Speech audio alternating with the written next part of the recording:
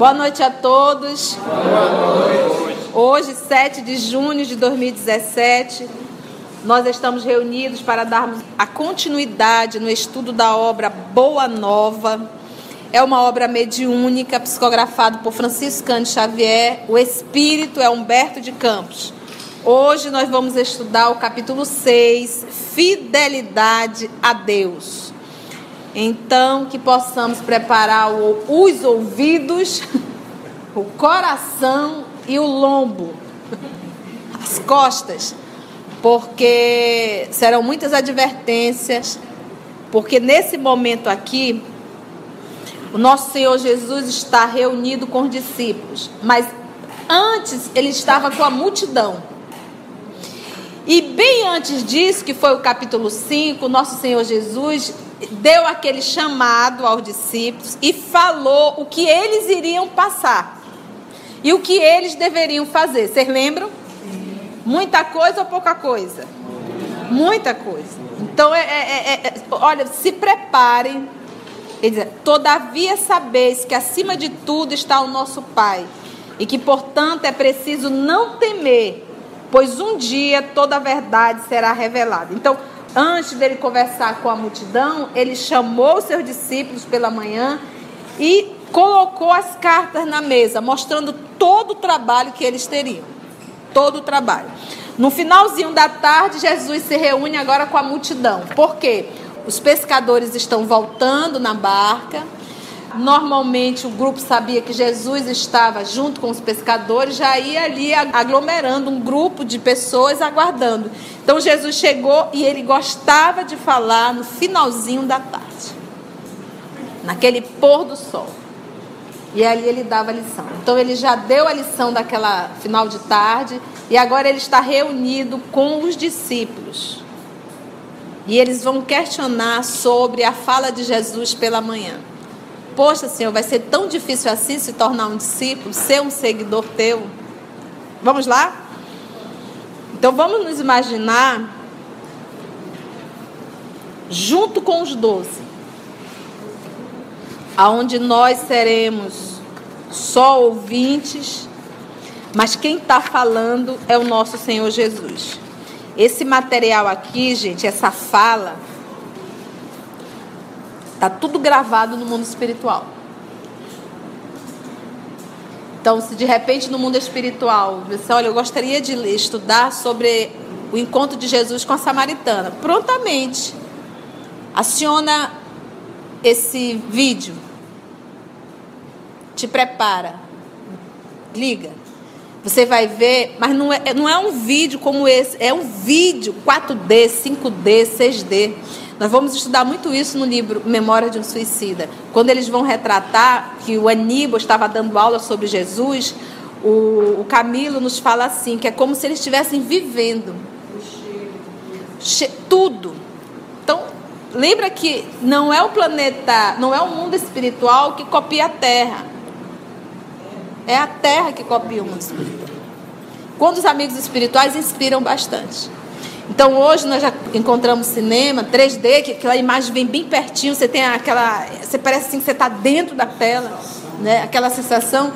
No mundo espiritual é muito maior. Então esse material aqui, Humberto de Campos trouxe do mundo espiritual um diálogo que não está aqui, porque não tem como. As pessoas que estavam nesse dia aqui com o nosso Senhor Jesus não anotaram todo. É igual assim, você sai daqui, terminou o nosso estudo, passa alguns meses, aí diz: escreve sobre aquela aula com a tia naquele dia. Vai ficar coisa fora. Aquilo que mais te chamou a atenção, aquele momento do ápice do estudo, tu vais conseguir lembrar. Mas assim, as nuances vai escapar, não tem como. Então vamos pegar aqui esse diálogo. Então te sente lá, tu junto com os 12, já o iniciozinho da noite, finalzinho da tarde, início da noite, ali em Cafarnaum, na beira do lago. Depois das primeiras prédicas, sermão de Jesus, respeito aos trabalhos ingentes, né, enormes, que a edificação do reino de Deus exigia dos seus discípulos, tá? depois das primeiras prédicas de Jesus, respeito aos trabalhos enormes que a edificação do reino de Deus exigia dos seus discípulos, esboçou-se na fraterna comunidade um leve movimento de incompreensão. Que, pois a boa nova reclamaria tamanhos sacrifícios, então o Senhor, que sondava o íntimo de seus companheiros diletos, seus companheiros amados, os reuniu uma noite, quando a multidão os deixara a sós, e já algumas horas haviam passado sobre o pôr do sol. Então já era noite. E eu não precisava falar, Jesus sabia o que cada um estava pensando.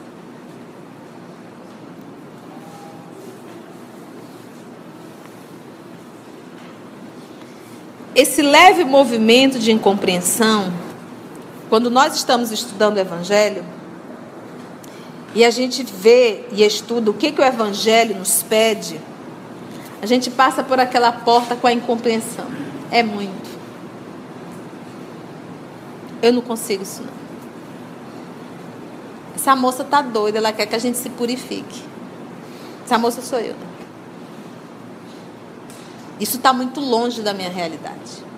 Então foi dentro desse mal-estar que os discípulos nesse momento pararam para falar com Jesus. Ó, não dá não. É muita coisa. Vai ser preciso tudo isso? Vamos ver como vai. Interrogando-os vivamente, provocou a manifestação dos seus pensamentos e dúvidas mais íntimas. Interrogando-os vivamente, Jesus cutucou. Não é só interrogar, é uma interrogação viva. Falem, o que vocês estão sentindo? Aonde dói? O que está incomodando vocês? Imagina uma reunião com Jesus. Provocou a manifestação dos seus pensamentos e dúvidas mais íntimas. Após escutar-lhe as confidências simples e sinceras, o mestre ponderou. Na causa de Deus, a fidelidade deve ser uma das primeiras virtudes. Onde o filho e o pai, que não desejam estabelecer como ideal de união a confiança integral e recíproca, nós não podemos duvidar da fidelidade do nosso Pai para conosco. Sua dedicação nos cerca os espíritos desde o primeiro dia. Ainda não o conhecíamos e já Ele nos amava. E acaso poderemos desdenhar a possibilidade da retribuição? Não seria repudiarmos o título de filhos amorosos o fato de nos deixarmos absolver no afastamento, favorecendo a negação? Vamos lá? Essa fala é de Jesus. Na causa de Deus, no trabalho com Deus, a fidelidade deve ser uma das primeiras virtudes. Fidelidade, fiel a. Fiel é, estarei sempre contigo, farei sempre a tua vontade, jamais irei fugir do meu casamento contigo, da minha aliança contigo, porque a aliança, o símbolo da aliança é o comprometimento. Estamos juntos, vamos trabalhar juntos. É ser fiel a. Então, primeiro, na causa de Deus, a fidelidade deve ser uma das primeiras virtudes. Não trair a Deus. Não trair a Deus é nunca fazer algo que não esteja de comum acordo com a lei do amor. Então, como eu posso me unir à causa de Deus se eu não sou fiel a Ele? Jamais. Não tem como. É impossível.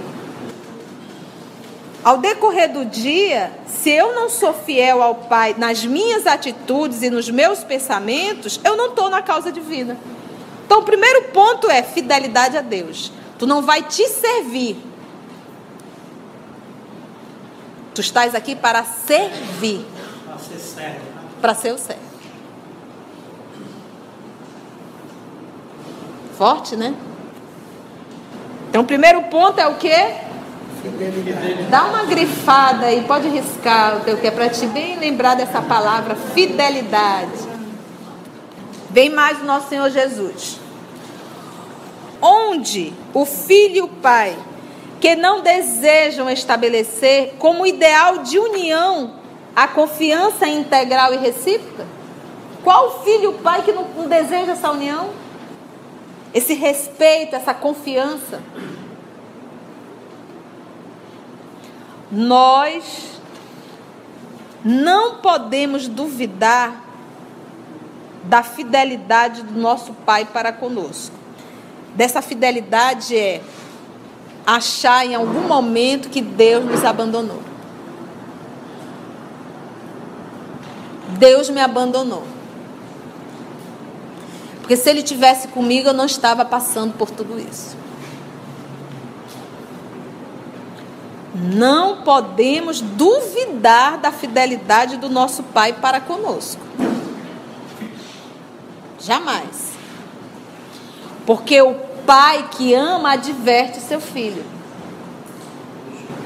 E às vezes a dor, seja ela física, moral, emocional, é o pai nos advertir. Porque ele nos ama. Então não é que ele tenha nos abandonado. Nunca pensa nisso. Sua dedicação nos cerca os espíritos. Olha que lindo aqui, ó. Desde o primeiro dia, desde a criação. Ele diz: ainda não conhecíamos e já Ele nos amava. Ainda não conhecíamos e já Ele nos amava. Ou seja, não tínhamos nem consciência do que éramos. E Ele já nos amava. E, acaso, poderemos desdenhar a possibilidade da retribuição? Se tu és tão amado, tu vais desdenhar não amar a Deus, não ser submisso a Ele, não retribuir? E acaso poderemos desdenhar a possibilidade da retribuição? Não seria repudiarmos o título de filhos amorosos? Porque o Pai te ama tanto, cuida tanto, te beneficia tanto, e tu retribui com a traição, traindo os seus mandamentos? Porque, meus irmãos, eu não preciso vir para cá estudar o Espiritismo para me saber o que é certo e o que é errado. Porque essa lei não está gravada aqui, essa lei está gravada aqui. Todos nós sabemos o que é certo e o que é errado. Se não soubesse, não fazia escondido. E se eu sei que está errado, é porque não está de comum acordo com a minha consciência. Isso é traição. Isso é não se submeter a uma lei que está aqui dizendo: está errado, está errado, está errado. Tá vendo? Que ela diz. Fica aqui, ó. Ela grita, né? Ela grita. Ele adverte também, né, professor, na questão. Nada que esteja escondido vai vir à tona. Se você faça errado, não tem jeito, ele vai aparecer em algum lugar. Tendo. Não seria repudiarmos, então, o título de filhos amorosos? De filhos amorosos, porque passa a ser Caim. Passa a ser Caim. Não é um filho que se submete. E lembra que nós, os terráqueos, não devemos servir de parâmetro para a criação do universo. O Livro dos Espíritos pergunta: todos deveremos passar pela fieira do mal? Pela fieira do mal, não. Da ignorância, do não saber. Mas do mal não é uma regra, não. Então, como todos nós aqui passamos pela fieira do mal, isso não quer dizer que a humanidade universal passou pela fieira do mal. A regra é clara, não é para passar. Pela ignorância, sim, do mal, não. Então, nós, os afins que estamos na terra, somos os rebeldes, os filhos que não fomos fiéis ao nosso Pai Criador. Todos nós que estamos aqui na terra. Todos nós. Como os discípulos o escutassem atentos, assim, igual nós aqui, né? Nós estamos aqui tudo atentos, né? Iguais a nós. Como os discípulos o escutassem atentos, bebendo-lhe os ensinos, o mestre ainda acrescentou. Alguma dúvida do primeiro parágrafo dessa lição de Jesus? Fé, eu traduzia por acreditar. E aqui se vê um alargamento, totalmente diferente. Eu tenho fé em Deus. Assim, o que isso representa? Hoje eu tenho uma outra concepção sobre isso. E aqui ele vem... uma vez a gente conversando sobre dialogando, você me levou realmente muito... você que me orientou sobre isso. E aqui está bem claro, né? Está bem explícito isso.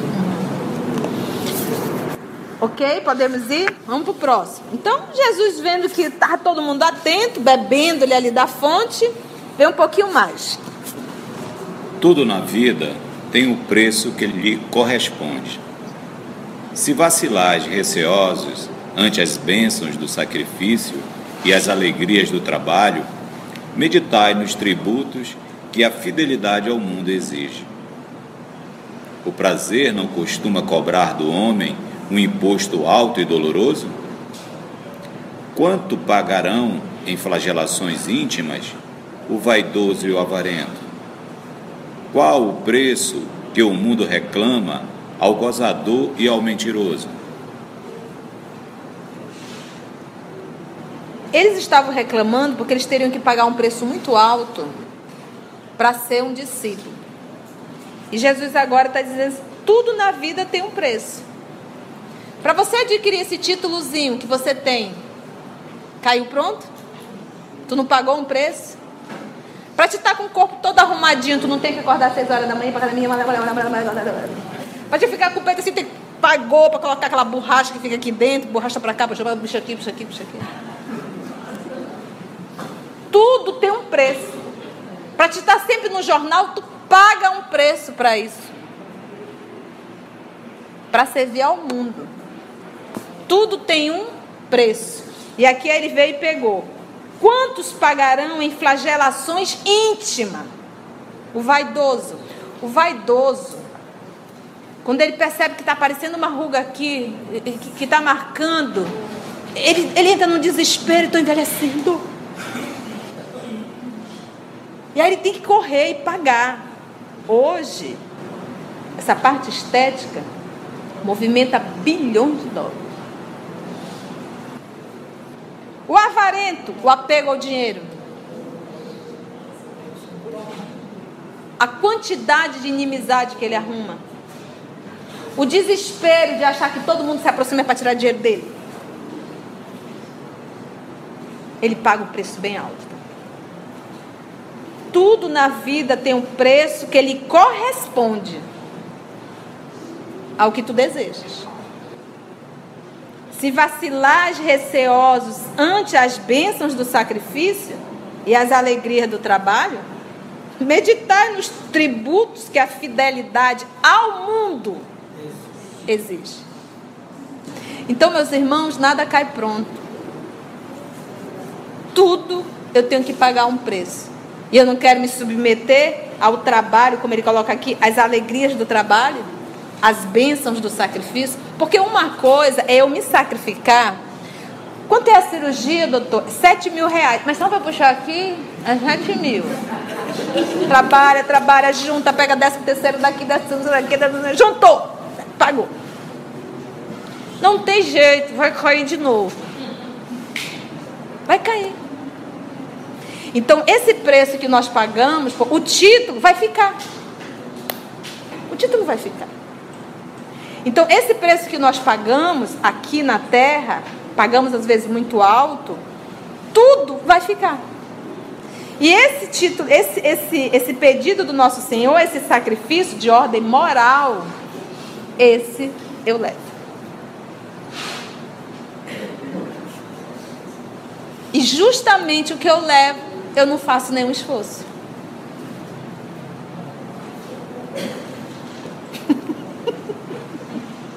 Justamente, você está vendo como a gente é perturbadinho? Quem que não sabe que vai morrer? Que tem um prazo de validade aqui. Data de validade. Pode acelerar. Se você não conservar bem isso na geladeira, pode dar uma acelerada, vai estragar mais cedo. Mas todos nós sabemos. Se nós sabemos, por que nós não preparamos a nossa bagagem para isso? Normalmente preparamos a bagagem só com entulho, que vai dar um trabalho no mundo espiritual.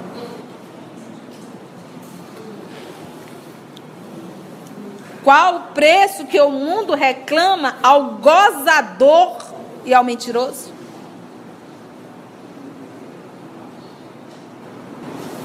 Continua Jesus.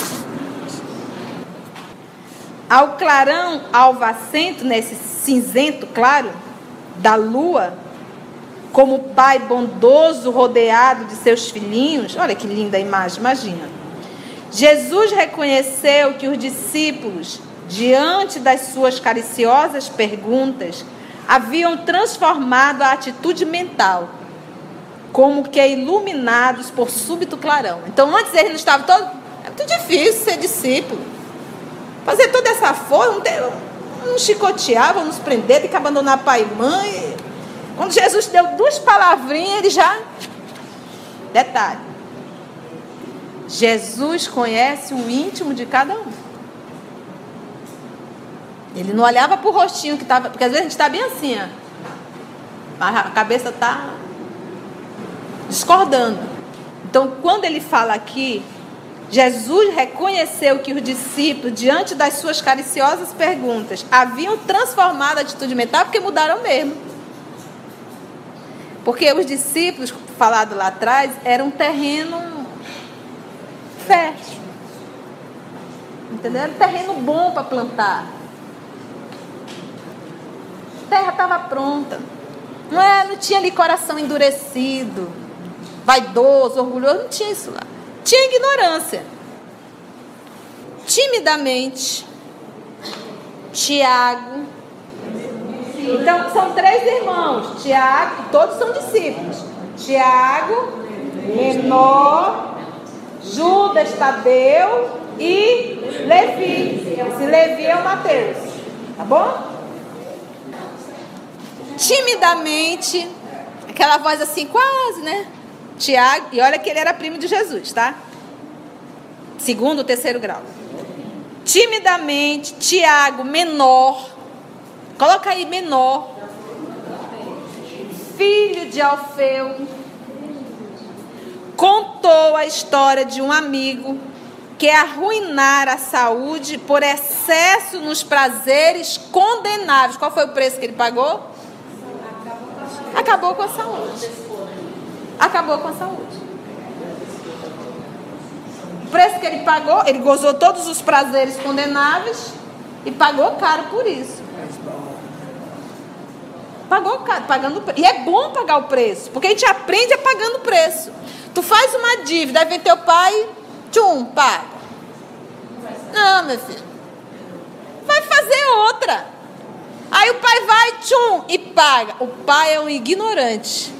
Porque deveria fazer com que o filho sofresse as consequências das suas atitudes. Enquanto não sofrer, vai continuar errando. Então a enfermidade é uma maravilha. Isso aqui que o nosso Tiago está falando, a enfermidade, resultado dos prazeres condenáveis, é muito bom. Porque faz com que ele sofra as consequências. E aprenda a respeitar. Então o preço que ele está pagando, ele gozou, sentiu prazer, sentiu. Agora perdeu a saúde. o preço é alto. Tu perdeu a tua vida. Isso aqui eles estão agora colocando. Jesus, é verdade. Eu conheci alguém. Não difere aqui da gente, não. Só falta Jesus aqui, né? Ele está aqui. Ele está. As palavras dele estão aqui. E aí veio o Tiago e deu o exemplo desse amigo dele que, pelos excessos dos prazeres condenáveis, acabou perdendo a saúde. Aí vem quem agora? Judas Tadeu. Quem era ele? Muito bem, criança.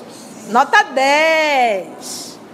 Então veio Judas Tadeu, falou de um conhecido que, depois de ganhar grande fortuna, se havia tornado avarento e mesquinho, a ponto de privar-se do necessário para multiplicar o número de suas moedas, acabando assassinado pelos os... Então ele ganhou muito dinheiro, através até do trabalho, tornou-se avarento, mesquinho, a ponto de privar-se do necessário. Porque o que acontece? A criatura tem dinheiro, aí ela começa, eu quero mais, eu quero mais, eu quero mais. E passa a viver uma vida como se fosse pobre, para não gastar. Então, você começa a perder o equilíbrio, a linha do raciocínio. Isso é avareza. Você ter o dinheiro, mas você não vou comprar. Mas você quer, não, mas não vou comprar. O que aconteceu? O ladrão veio e roubou tudinho. E está no Rio de Janeiro gozando, na praia, estourando o dinheiro que o cidadão, entendeu? Gente, em verdade, devemos, não, é o equilíbrio. É o equilíbrio. Nem muito lá, nem muito cá. Sempre o caminho do meio.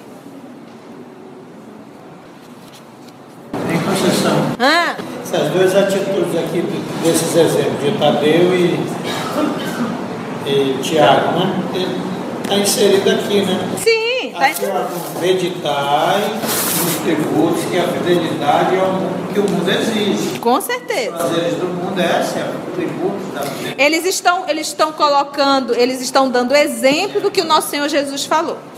Pedro recordou o caso de um pescador de sua intimidade que sucumbira tragicamente, morreu por efeito de sua desmedida ambição.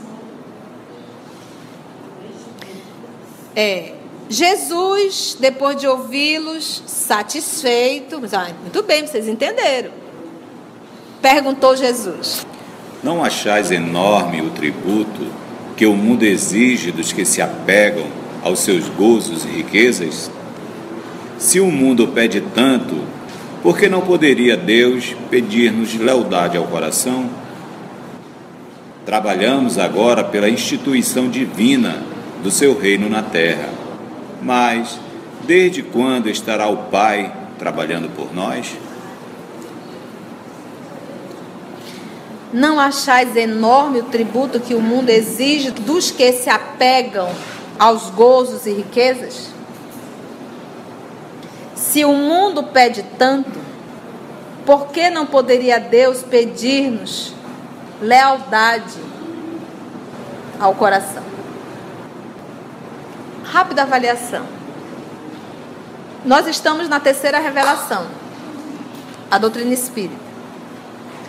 Allan Kardec deixou 5 obras básicas. A Revista Espírita, o Espiritismo na sua mais simples expressão, Viagem Espírita. Eu pergunto, ao decorrer da semana, fora hoje o dia de estudo, quantas vezes nós separamos para estudar a terceira revelação? Mas você varou madrugada dentro para conseguir passar nisso, passar naquilo. E não consegue separar para entender uma lição que é para o teu infinito. Essas lições aqui são lições imperecíveis. E a gente não tem um tempo. Como que não tem tempo se vive com o celular na mão? Porque eu não quero ter tempo. E essas lições aqui, vocês viram hoje, estão no Livro dos Espíritos, quantidade de informação. Eu tenho certeza que se qualquer um de nós desencarnarmos aqui, vamos lembrar do que estudamos aqui. Eu me recordo da evangelização infantil, na outra casa, foi dada aula sobre perispírito para as crianças. E uma dessas crianças sofreu um acidente de carro e desencarnou. E foi questionado, por que da aula de perispírito o menino não vai entender? E depois de um tempo ele se comunicou na casa e disse assim: diz pra tia que agora eu entendo tudinho a aula lá do perispírito. Diz pra tia, agora eu entendo tudinho a aula do perispírito. Talvez realmente ele encarnado no corpo não tenha tido uma consciência plena, mas quando foi necessário ele entendeu o que era o perispírito. Então isso aqui é lições de vida eterna. E nós não estudamos. Nós não paramos para estudar. Mas sabe todas as novelas, conta a história de todo mundo.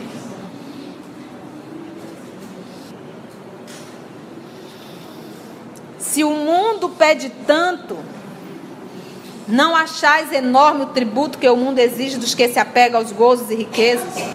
Se o mundo pede tanto, por que não poderia Deus pedir-nos só lealdade ao coração? Seja fiel. Fidelidade. Quando o mundo te convidar ao mal, nesse momento pare e diz: eu vou ser fiel a Deus. Eu vou fazer o bem. Eu fiz uma aliança com Ele. E eu sou filho dele. Eu não sou filho do mal. Eu sou filho de Deus. E tenho que me submeter e saber que isso é o melhor para mim. Se for para me pagar um tributo, que eu possa pagar um tributo para o bem e não um tributo para o mal. Trabalhamos, isso é Jesus, viu? Trabalhamos agora pela instituição divina do seu reino na terra. Mas, desde quando estará o Pai trabalhando por nós? Eu convido vocês a iniciar esse trabalho agora. Mas o Pai trabalha, Vocês estão tristes? Mergulhados na meditação profunda, isso é ótimo. As interrogativas pairavam no espaço sem resposta dos discípulos.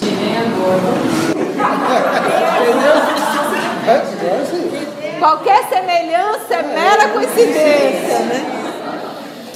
As interrogativas paravam no espaço sem resposta dos discípulos, porque, acima de tudo, eles ouviam a que lhes dava o próprio coração. Eles ouviam a que lhes dava o próprio coração. Por exemplo, a tia aqui está falando? Tá. Mas em cada um cai um texto em particular. Aquela fala ali, você para nessa fala e você fica... Você nem lembra mais das outras, mas aquela ali ficou. E cada um de nós aqui pegamos a parte que nos compete. E que a gente fixa e fica ali. É isso aqui. As interrogativas paravam no espaço sem resposta dos discípulos, porque, acima de tudo, eles ouviam a que lhes dava o próprio coração. Do firmamento infinito, os reflexos do luar se projetavam no lençol tranquilo do lago, dando a impressão de encantador caminho para o horizonte. Imagina o lago, a lua e o reflexo. Maravilhoso. Aberto sobre as águas, por entre deslumbramentos de luz. Enquanto os companheiros meditavam no que dissera Jesus, Tiago se lhe dirigiu nestes termos. Ainda Tiago subentende que o Tiago menor. Tiago. Mestre, tenho um amigo de Corazim. Corazim é também uma cidadezinha dentro da Galileia. Vocês estão com o mapa aí? Dá uma olhadinha lá no mapa, lá em cima, olha. Corazim. Bem pertinho de Cafarnaum. Porque Jesus ficou ali em torno da Galileia. Então ele tem um amigo de Corazim, né? Vamos ver. Que vos ouviu a palavra santificante e desejava seguir-vos. Porém, asseverou-me que o reino pregado pela vossa bondade está cheio de numerosos obstáculos, acrescentando que Deus deve mostrar-se a nós outros somente na vitória e na ventura. Devo confessar que hesitei ante as suas observações, mas agora, esclarecido pelos vossos ensinamentos, melhor vos compreendo e afirmo-vos que nunca esquecerei minha fidelidade ao reino. Olha só aqui. É muito comum nós acharmos que quando está tudo muito bem, que você está com a vida próspera, hoje tem muitas religiões que pregam isso, prosperidade, prosperidade. Prosperidade em dinheiro. Sim, dinheiro, é disso mesmo. Então, prosperidade é saúde, prosperidade e não sei o que, então Deus está te amando. Se tu não tem prosperidade, não tem saúde, Deus deixou de te amar. Deus não está contigo.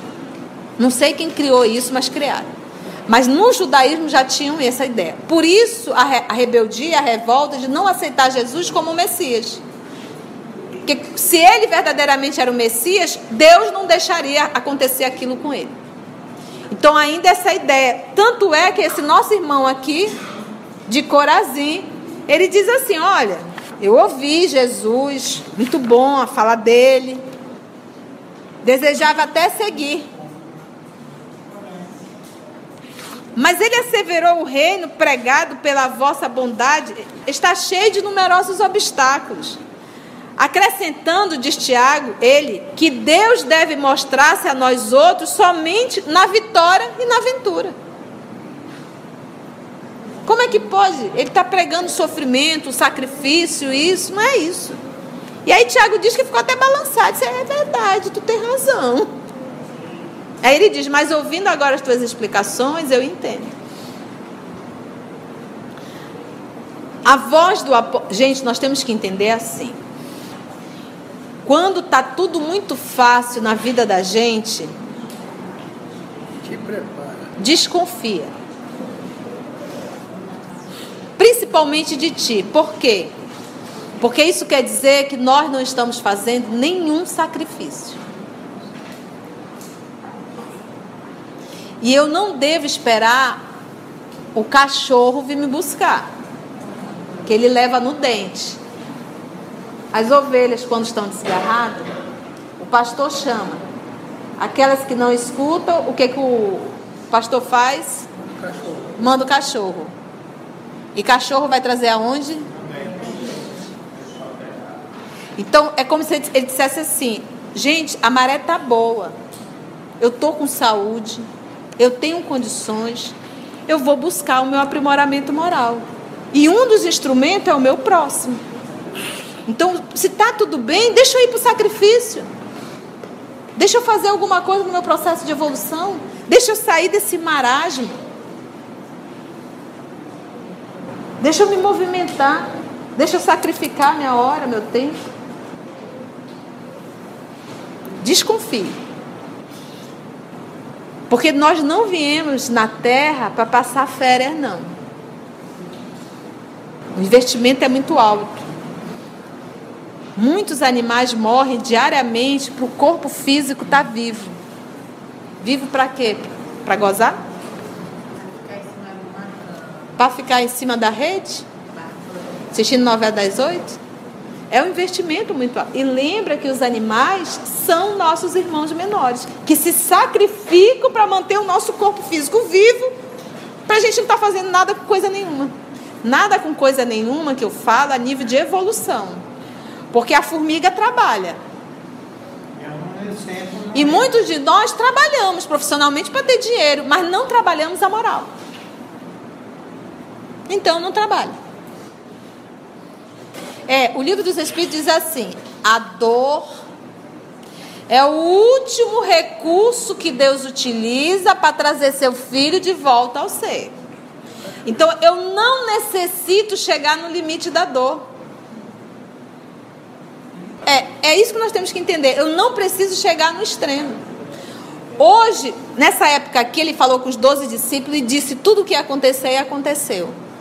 Ele não está pedindo para nós nos unirmos aos 12, não. Isso aí não é isso. Ele está pedindo só assim, olha, te doutrina.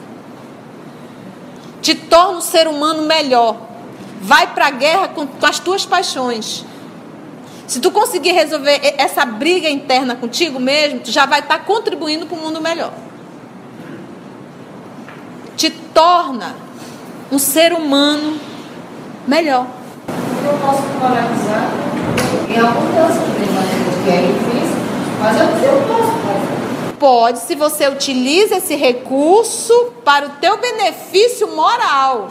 Porque normalmente eu pego esse recurso e uso para o meu benefício de prazeres. E eu vou ter que prestar conta com isso.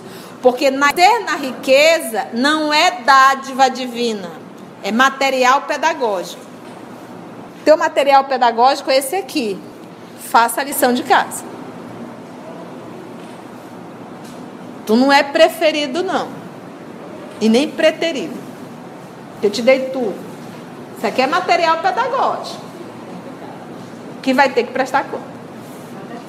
A voz do apóstolo, na sua confissão espontânea, se revela tocada de entusiasmo doce e amigo, que é o Tiago. E o Senhor, aproveitando a hora para a semeadura divina, olha aí, semeando, exclamou Jesus bondoso: Tiago, nem todos podem compreender a verdade de uma só vez. Devemos considerar que o mundo está cheio de crentes que não entendem a proteção do céu, senão nos dias de tranquilidade e de triunfo.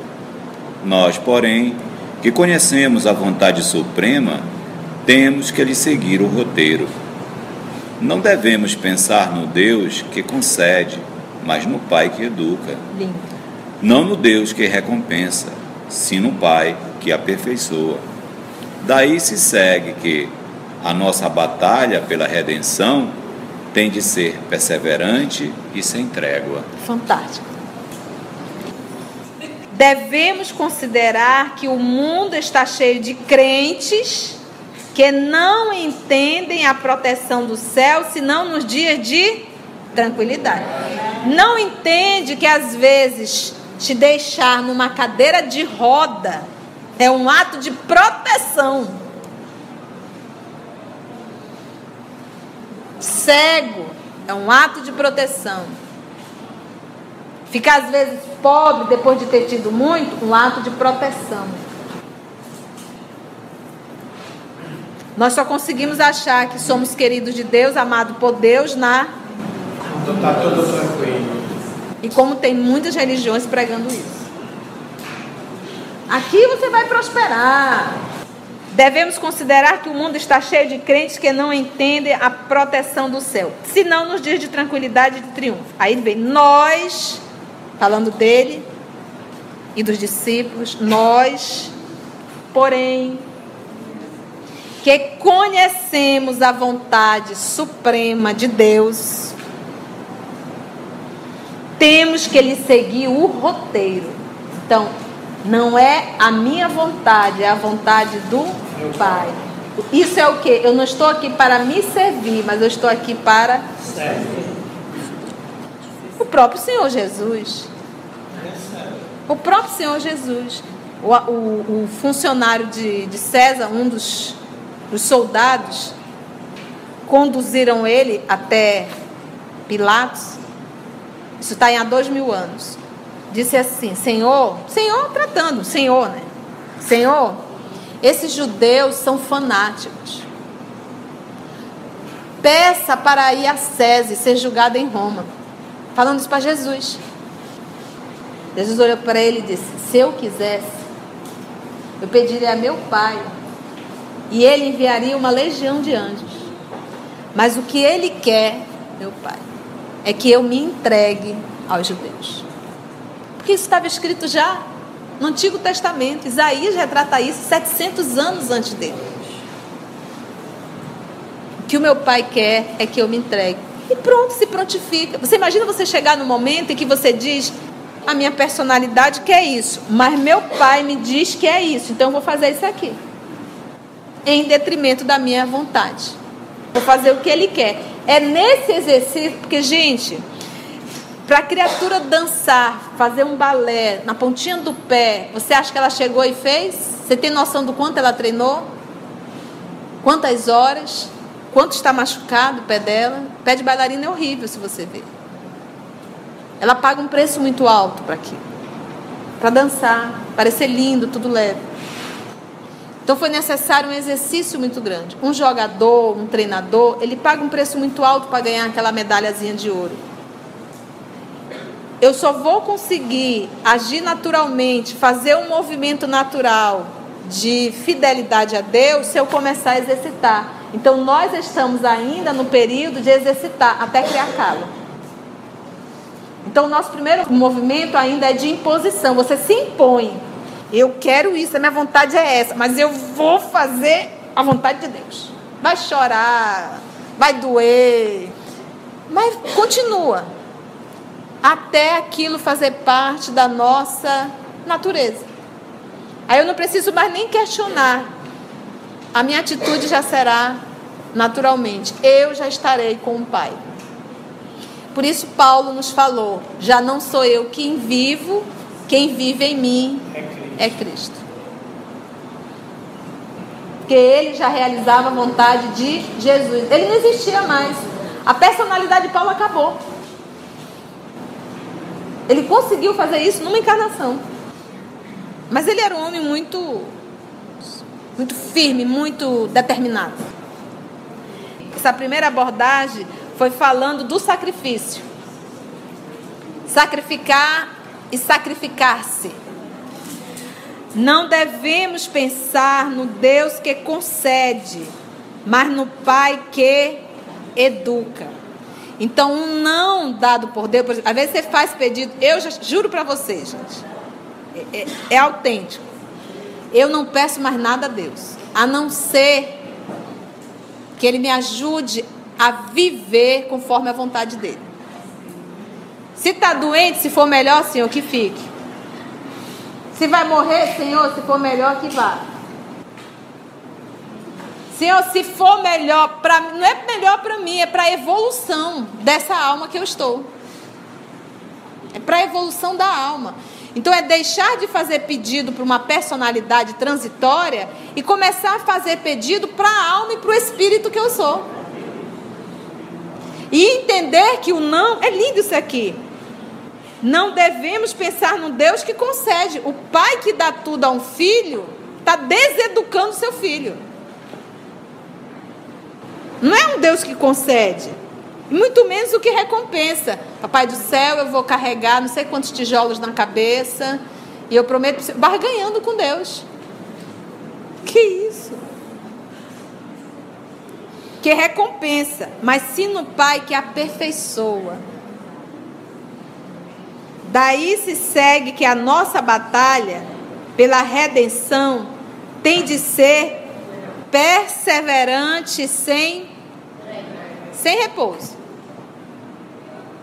sem relaxar. E essa batalha aqui é externa ou é interna? Muito bem, criança. Alguma pergunta? Foi bom, meus irmãos, o estudo? Que bom. Então só nos resta orar, né? Agradecer esse banquete. Próxima semana temos mais. Então, vamos cantar Francisco de Assis. Meus irmãos, a oração de Francisco de Assis é grandiosa. Então, que nós possamos nos concentrar, cantar, mas ouvir. Porque é um chamado. Aonde houver ódio, que eu leve. Então, imagina você encontrar alguém desorganizado emocionalmente, a pessoa trazendo toda aquela vibração, e você conseguir levar até essa criatura o amor. Onde houver ódio, que eu leve o amor. Onde houver desespero, que eu leve a esperança. Então é linda a oração de Francisco de Assis. Então será a nossa oração final. Já aproveitamos para agradecer aos amigos espirituais que aqui estão, que conduziram esse nosso trabalho sempre com muita amorosidade. Cada um de nós ouvimos aquilo que necessitávamos ouvir nessa noite. Então, que possamos assim refletir e realmente nos transformarmos em um terreno fértil, para que essas sementes dessa noite possam germinar em nossa alma. Senhor,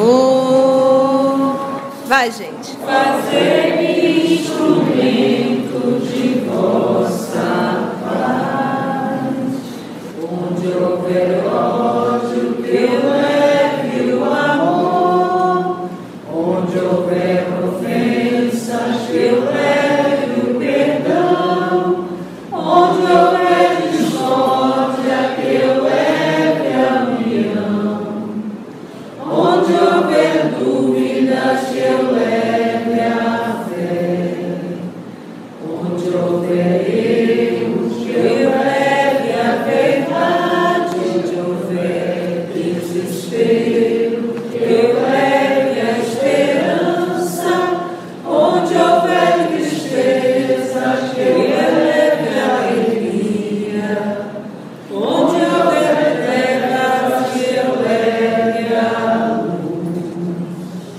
Ó Mestre,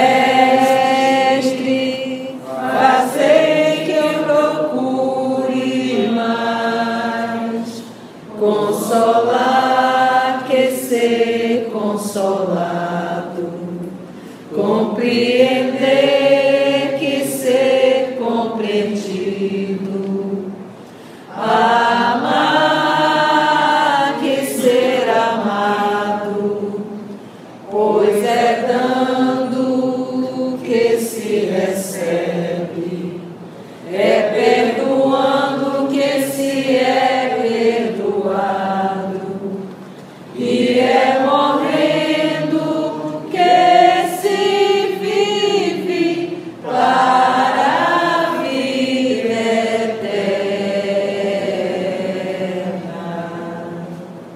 Ó Mestre, fazei que eu procure mais consolar que ser consolado, compreender que ser compreendido, amar que ser amado, pois é dando que se recebe, é perdoando que se é perdoado, e é morrer